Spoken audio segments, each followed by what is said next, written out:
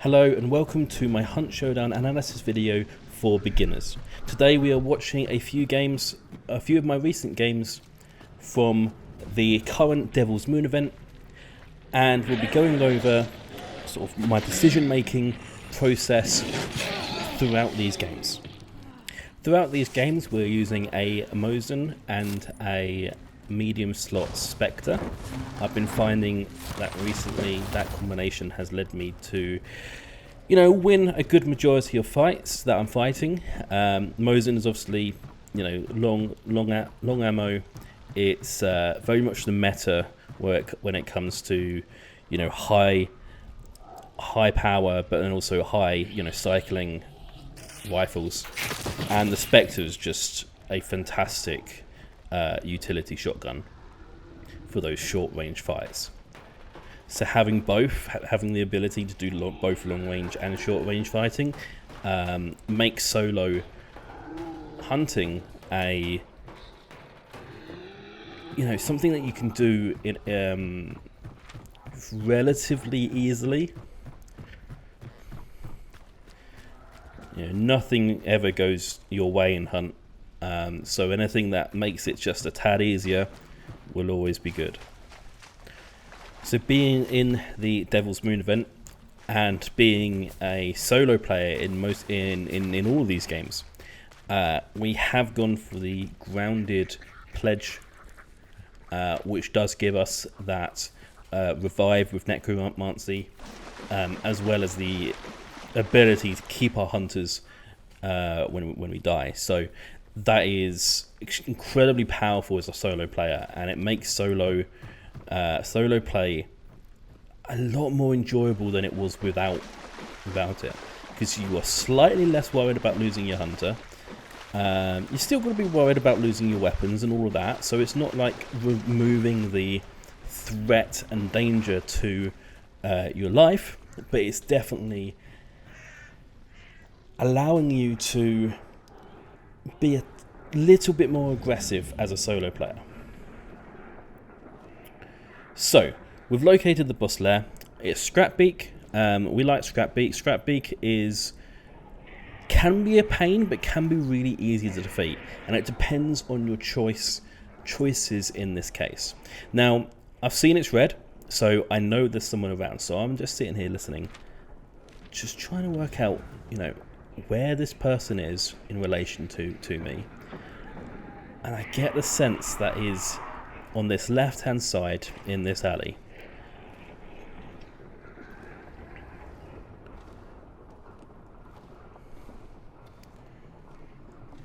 So, as quiet as I can, moving up to see what's going on. And there we go. We get the first kill in this game. Now, notice how he went down, but there's a new effect that happens when people leave. Is that a little puff of black cloud that comes up? That didn't happen. And that's a key thing to remember for now. Okay, so this guy's dead. This guy's sitting there, but it is what it is. So it's white at the moment. It's clear. I'm a little bit concerned about him because, in all honesty, I don't have anything to burn him. He could come back with Necro. The one thing is, though, he is just a standard character. He's not a legendary hunter or anything.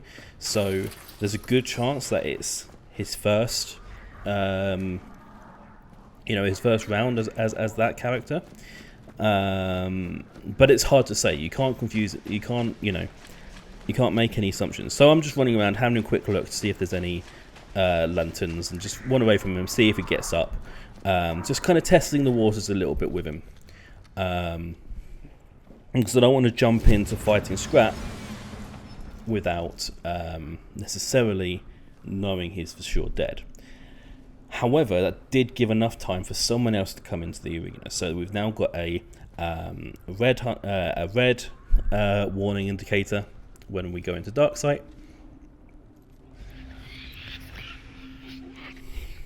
And so now I'm having to go through that entire process again, working out where that person is, you know, what's going on, where are they going to come from. And I decided to go for the patient approach. You know, Hunt's all about decisions. You know, you could go out and aggressive and you could really push them. At the moment, I hear that fire go off above. And I know that they're still outside, but they're potentially in that direction. So they could potentially be coming down the big ramp that's just beyond that wall at the end of that corridor. They could potentially be coming down the elevator on the right hand side, on the opposite corner of where I am now. And there's also a set of staircases, a new set of staircases that leads down by the elevator as well. So there's a few places they could come down. There's also on the left there those doors that first guy died to. So someone just died, so there was definitely a couple of people around. And that tells us another thing. That also tells us that this other person is potentially quite good. So there might be something to worry about there.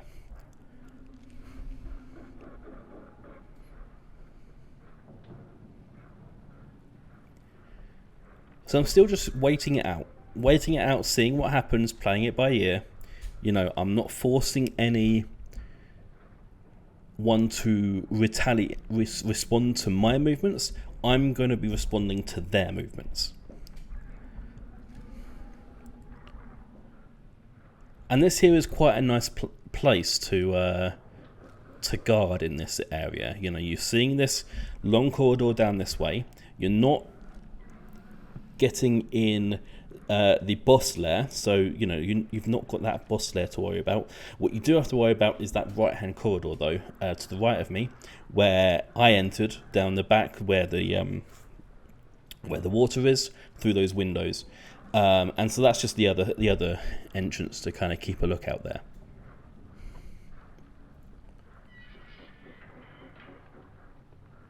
So I heard him coming down the stairs at this point, and I know he's behind those barrels, and I'm just going to give him a chance to do that, and I miss, which was, you know, pretty bad of me. That was really just really poor aim at that point. So I'm down. I've got grounded though. You know, I've got necromancy. I can revive. And so this is the point where you're like, okay, what do we do? What do we do? Are we going to get up straight away and try and fight back? Is he going to be sitting there watching my body?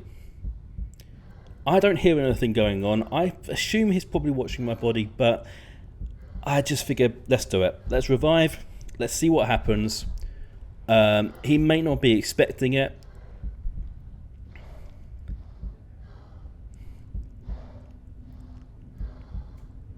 So we're listening, you know, not much is going on.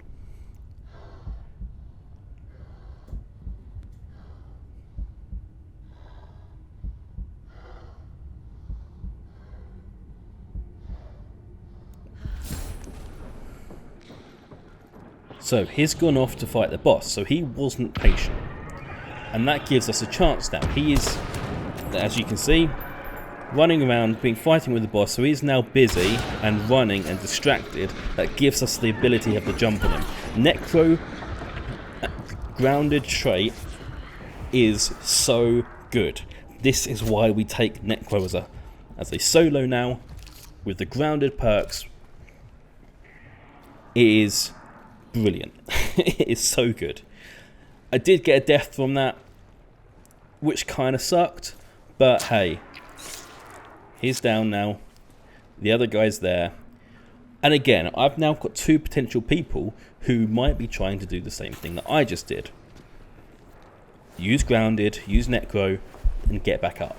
So I'm just right there. You saw I'm still red. I've still got the red warning indicator. So I've still got another person to worry about. So this is number 3. Again, I've still got 2 people here that are downed.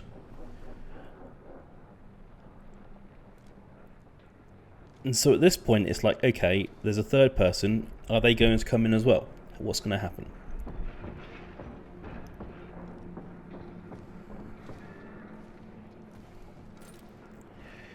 But I kind of figure, look, I've got, yeah, as you can see, I'm checking the indicator. It's gone white, which means they've backed off, which probably means it's a soloist who's looking to take the opportunity to get the bounty after I've already left.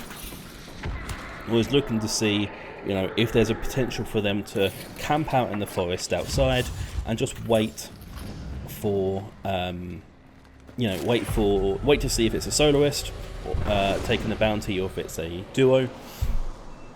Waiting to see if they've got an opportunity to get it themselves. And there we go. That was exactly what I was worried about. So I managed to get the banish, and by getting the banish, I ran out here, and our guy here tried to revive.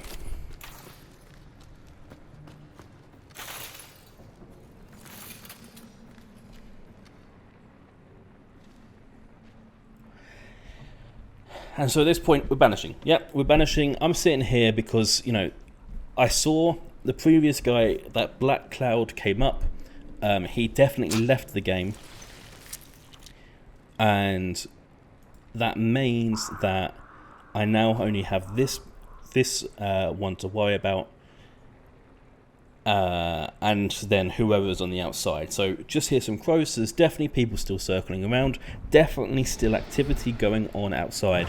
So again, I could go push it, or I could be quiet.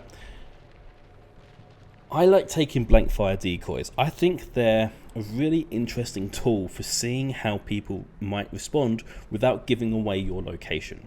So I like to throw some off, so I'm throwing a couple off here just to kind of see, you know, just in case anyone's, you know, sneaking around the corridors outside this area, you know, and it can be quite hard to hear that when you've got the boss banishing. That's why the banishing of the boss is so loud, is to give people a chance to sneak up on you. So by using blank fire decoys, I am trying to get people to respond to that firing without giving away where my position is. So they could be sneaking through the door on the right there, or the grating down the bottom there, by coming into those doors or that ramp that's behind me. And it means that I can fire off a couple of shots, see if people are going to react to that or push something or not, because they think they know where someone is in the room. And they will walk in looking in that direction, while I'm in a completely different direction, and can potentially get a couple of kills off. Now in this scenario, I'm going to speed this up. No one comes into the boss arena. You know, I stay here on this body just to make sure, but no one comes in, and you know, we end up having a completely different scenario here. So with the banishment complete, again, there's a couple of options. I could go up straight away, grab that bounty, do a spin with my dark sight, see if anyone's around. But that, again, will give away my position straight away. I wanted to see if anyone was potentially going to push to grab that bounty straight away. I thought I could hear a couple of footsteps to the right of me. Turns out that wasn't the case, and I couldn't, and you know, it was just creaks in the sound and the ambient noise, but I thought I could hear someone sneaking around. Very, very subtly. Very subtly. So I waited it out, because I knew that the door on the right of me, around that corner to the right, was open, because I'd gone through it at one point and didn't get a chance to close it. And I knew there was potential for someone to be looking at that bounty from the grate, from the other side of the room, which I couldn't see. So I decided to wait it out. I decided to see if anyone was going to push it, if anyone was going to pick it up.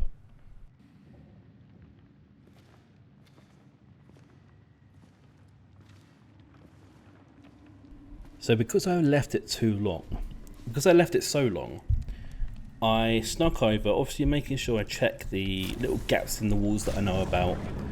And there we go. So we've discovered that there's one person around. So there's one person around. And I think, right, well, you know, they now know I'm there. I double check that guy just because you never know. But it seems that, you know, I've waited there long enough for me to think that one that's dead, pretty safe. So I'm going to test the waters. I'm going to see what this one does when I go up the ramp. And so you can hear him moving, and I think, oh, he's going to come attack me. He's going to come up here. He's going to, you know, get me. So I, you know, I make sure I play, but then nothing happens. And I think that's obscure. That's rather weird. Checking again. Ah, I clocked on to what's going on. He's trying to go for the second bounty straight away.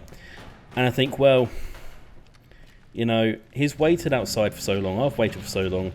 I want a little bit of a fight. So here we go. That was probably a little bit too on the nose there. But I survived. You know, I definitely put myself in harm's way for that. I don't think he was expecting me to run back. So I think I took him a little bit off guard in that scenario.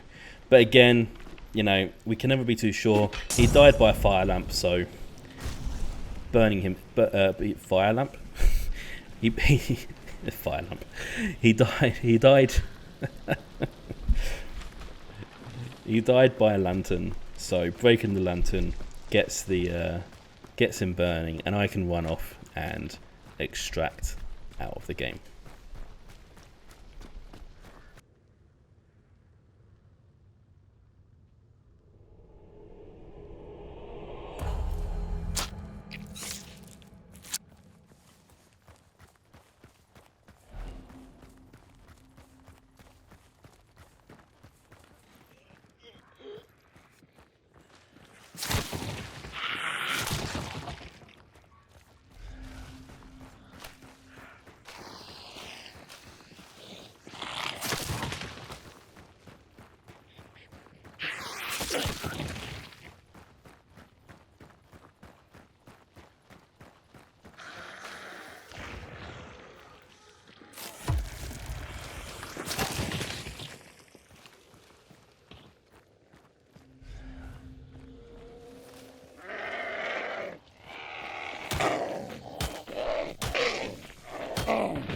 So into the second game, and I want to look at how to be unpredictable.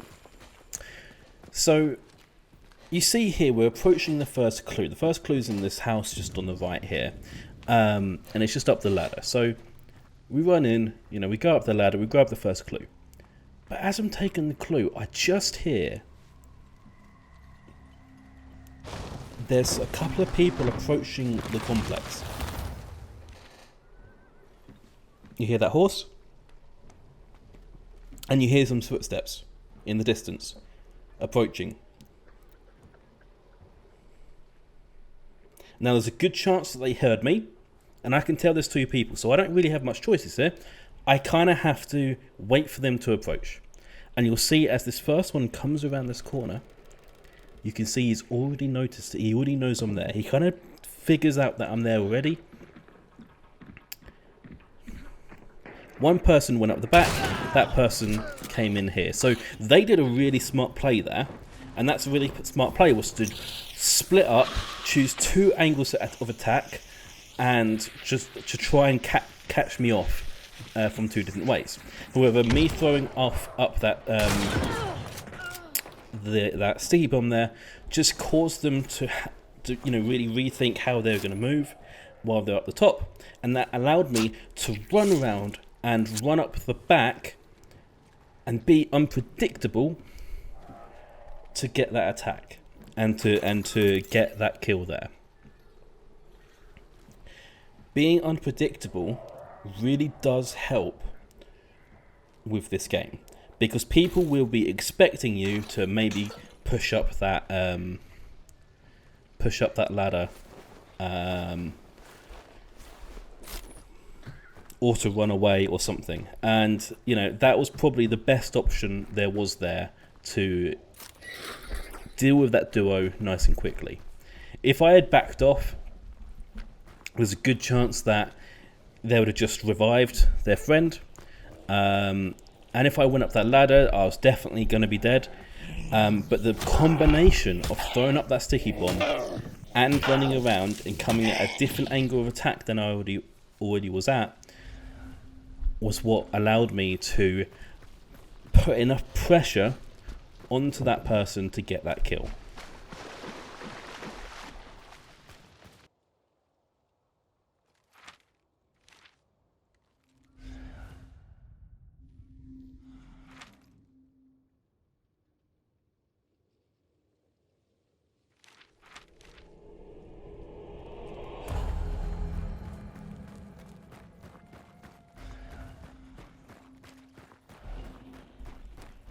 Okay, game number 3, and here we're just approaching Cypress Huts as we start the game.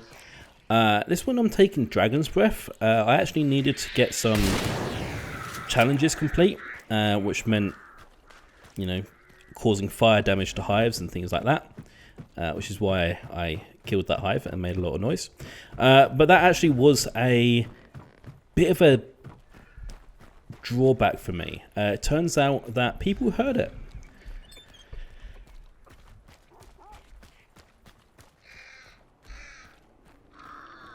So, approaching up here, you can hear the clues going off. Someone's backed off.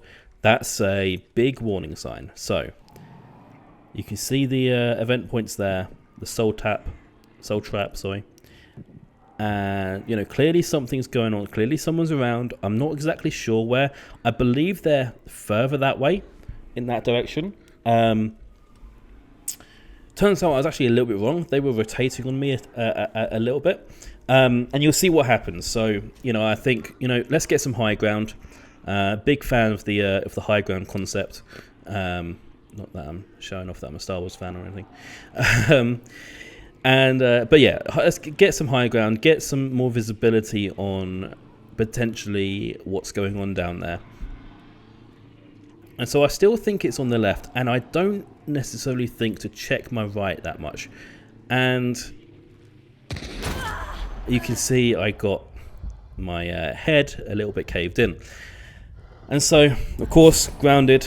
We already spoke about this, you know, big benefit.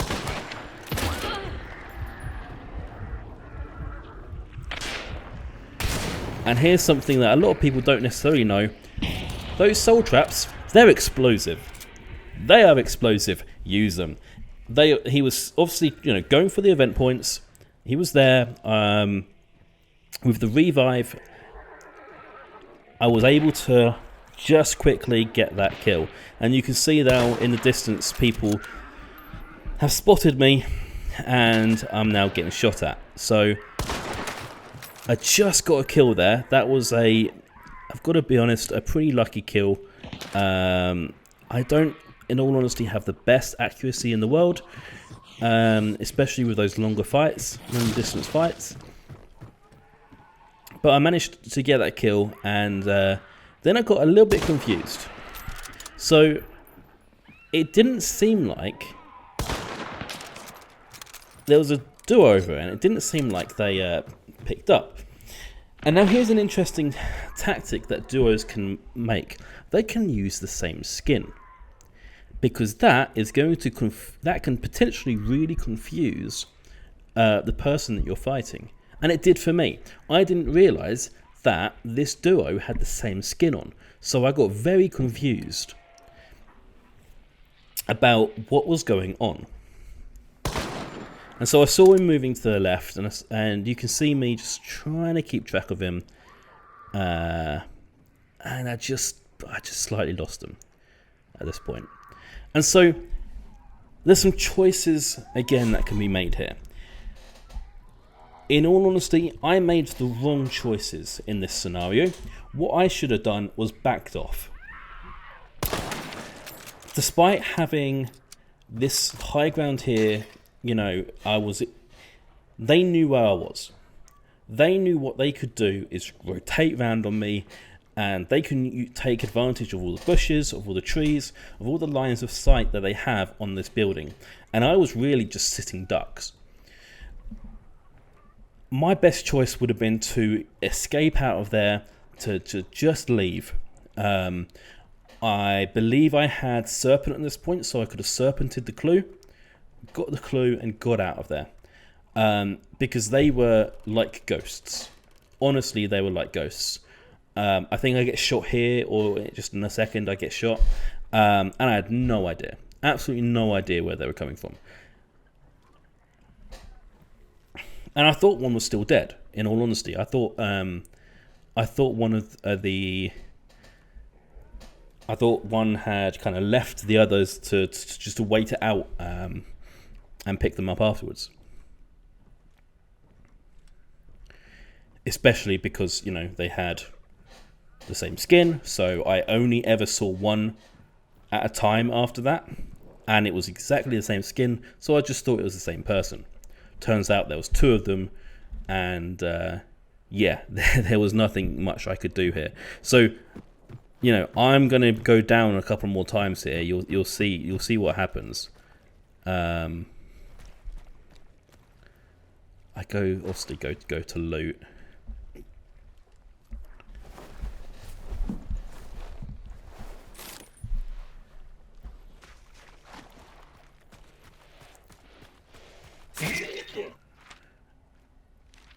When you got a max level hunter, like this was a level 50 hunter, those little upgrade points and are so key. Yeah, and so here they were camping out just on the other side of the fence, I believe. You know, waiting for me to approach the clue area. And yeah, I was really sitting ducks. So again, I made the wrong decisions, you know. I thought they backed off, but no, they're camping out, you know. They're doing something that I would have probably done, you know. They were being a little rat-like, and on honesty, you know. Yeah, it can be a little bit frustrating going up against people who use that kind of tactic, you know. I get it. But, you know, it works. And at the end of the day, it works, and it's a game. So,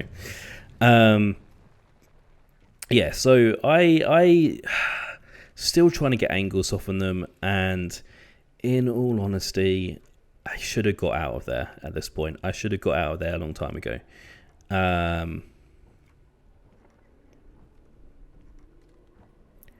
You know, you can still hear that they're around. You can still hear that we're causing, you know, the clue to go off, and I do just spot them. So again, I'm poking my head out. You know, these are all the bad things. These are the things that you don't want to be doing. You know, I'm poking my head over that fence.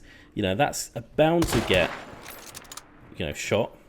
And I hit this one here. It's sitting behind the tree, and to be honest, this is when I find out that they're both behind there. And so I got, you know, gets a hit off on them. But, you know, definitely didn't kill anyone.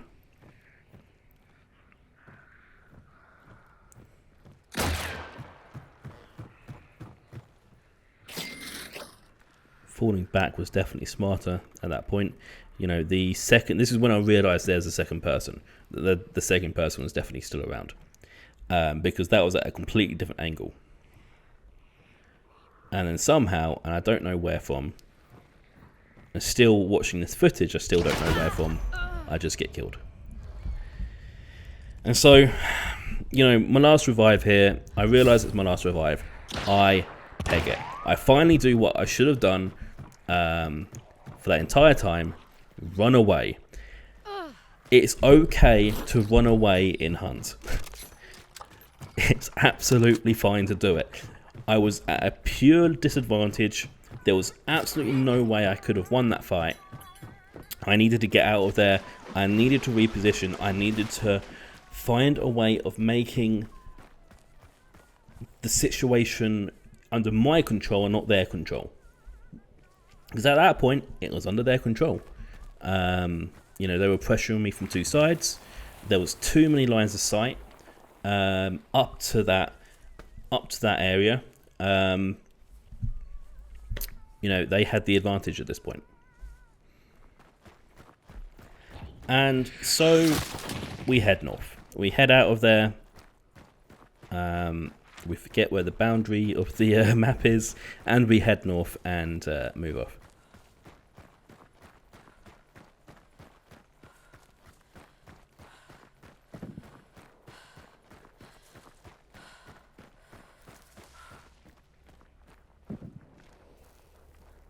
And so right there we hear there's people close again. And again, this is another problem. Like, how did they... I'm thinking this is still the people. I'm thinking this is the people that are fighting me earlier. I'm thinking they've chased me up here. And so I was scared.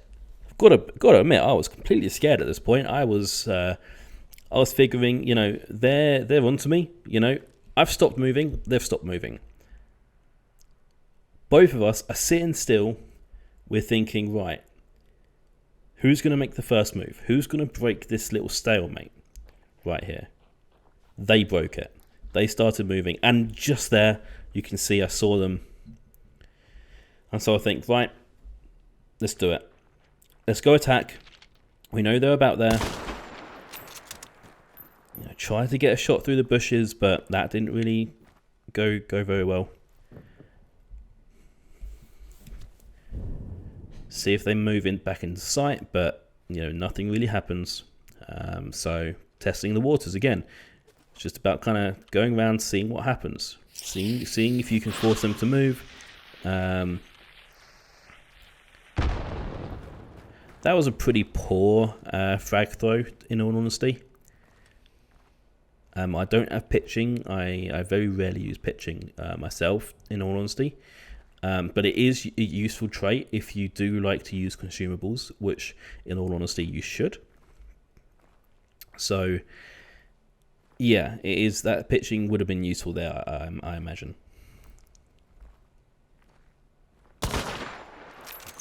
Test bushes, you know, you never know. That was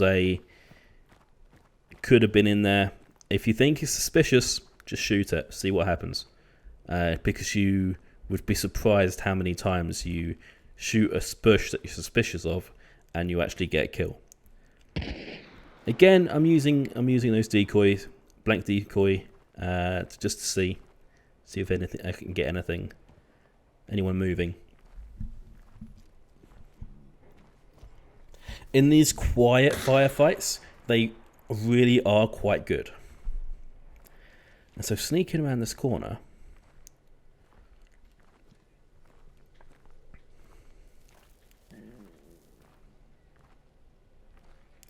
I thought I could get through there, but I couldn't. You never know what you might be able to sneak up on when you're sneaking, but sometimes you can get a little bit stuck. So you just do have to be a little bit careful. I wasn't willing to jump there and make a loud noise, but there I saw them in the bush, and I got the kill.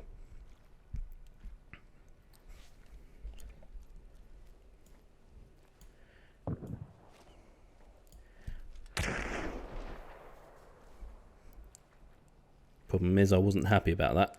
There was definitely someone else around, because that was not the person that I shot at before.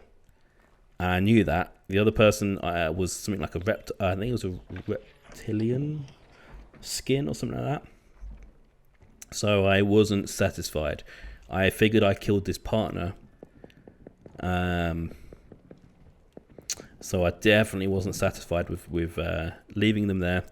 But unfortunately, turns out our old friends, the two archaeologists that were haunting me at the beginning, well, they knew what was going on. They were sneaking up, and I walk out of this door, and there goes my head. So a little bit disappointing in that scenario. You know, I definitely didn't make all the best decisions in that case. But you can't win every game at the end of the day. And you know, I still got one kill, a couple of kills, but it happens.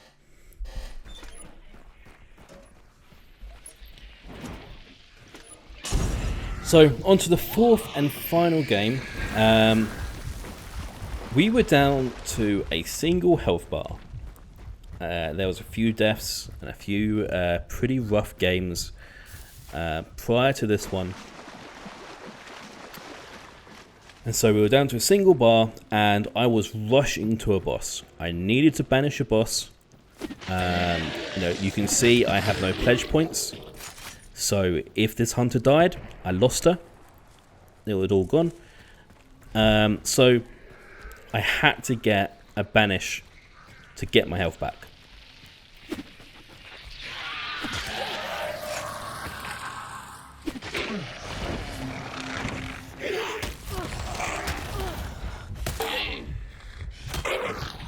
Now the good thing is, with the event clues and the event points I'd got up until this point, I managed to get one of those pledge points back. So I was able to keep the hunter at least now. So, you know, that was one pressure off. However, I still had no health. I still needed to make sure I get a banish on this boss so I can, you know, get that health back. That was a slightly dangerous situation. Make sure you actually do kill the zombies that you're fighting. And so at this point, I'm still a little bit worried because there was a shot. You may have heard it about you know, a minute ago. There was a shot up, you know, northwest, in the northwest direction, and so I'm still a little bit worried about it. This is when I realised I have enough event points, because I was thinking about getting that event, that soul trap, and that's kind of when I realised I actually had enough points and didn't need to worry about losing the hunter. And so, because it's the butcher, and I always like to carry a sticky bomb with me because it deals so much damage to the likes of the butcher and Scrapbeak. It's also pretty good against Spider if you time it right. So I always like to carry a sticky, just because it's so useful for quickly dispatching these bosses.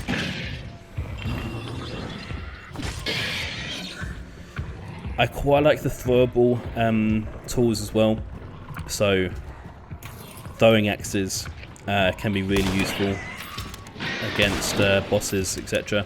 But at this point, I was kind of running out of options to quickly dispatch it, because I knew there was people around and I wanted to get it done quickly. So I just unloaded a few rounds into it. I figured it was, in the end, it was the easiest way.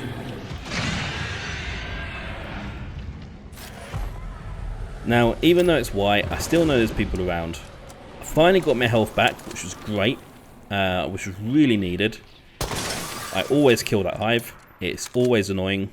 Any hives that are around that are just screaming and screaming, I'm just like, no, you need to go. I want to listen. I want to be able to hear what's going on around me. Especially if I'm in a defensive position like this. Now,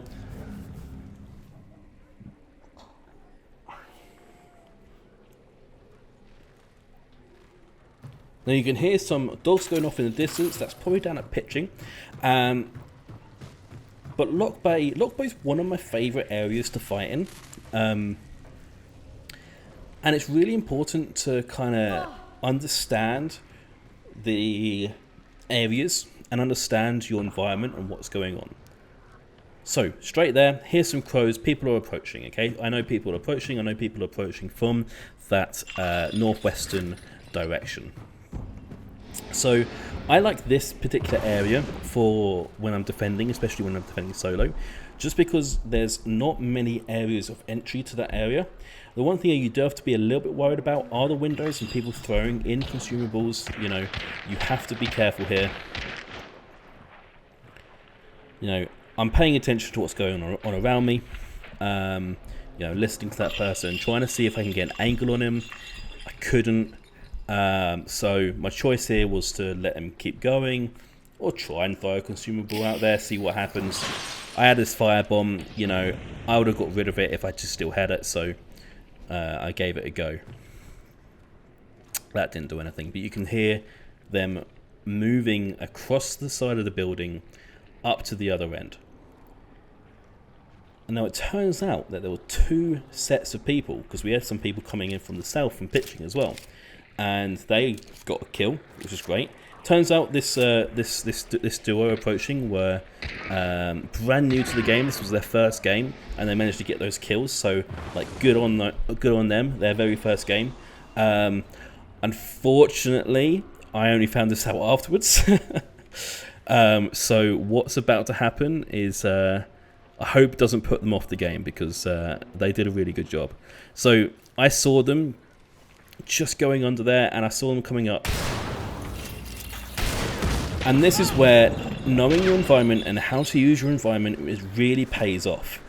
So I was able to blow up that barrel, block off this area, get another hit on. He moved. And now I like this little area in particular, because people don't expect you to be necessarily expect people to be standing there, especially if they don't know the map, especially if they don't know the complex. You know, I was able to see this guy squeaked back up the stairs, wasn't paying any attention to where I was, but you can see the multiple areas and entrances on that little balcony. So definitely check that out if you're entering the room. Be careful of that area, because people will stand there and take advantage of it. At this point, this was just a little bit of a mess. You know, these guys were new, so they tried to throw a firebomb and it exploded on them, and I was able to, you know, get some shots off on them by pushing them there. And that's really the point. I was trying to be, going back to what I was talking about before with being unpredictable, I was trying to be a little bit unpredictable. They saw me camping over in that area, you know, firing some shots on them. I knew at that point that they had discovered where I was shooting them from, so I had to change things up a little bit. I had to push them, because they were now looking over in that direction. That allowed me to jump over the fire, which they probably didn't think I could do, and you know, get those shotgun kills. So really important, learn what the complexes are like, learn where your, you know, entrances and exits are, learn where you can see you know, see different lines of sights, especially when you've got multiple levels. You know, if you're up on the second floor, work out where you can find people down on the first floor, for example. But at the end of the day, you know, manage to get that bounty and extract out of it, making this another successful hunt. Thank you for watching. I hope you enjoyed this analysis video. I'm going to be doing more of these in the future. I'm also going to be doing some clips over there. So please hit that subscribe button, and I'll see you in the next one.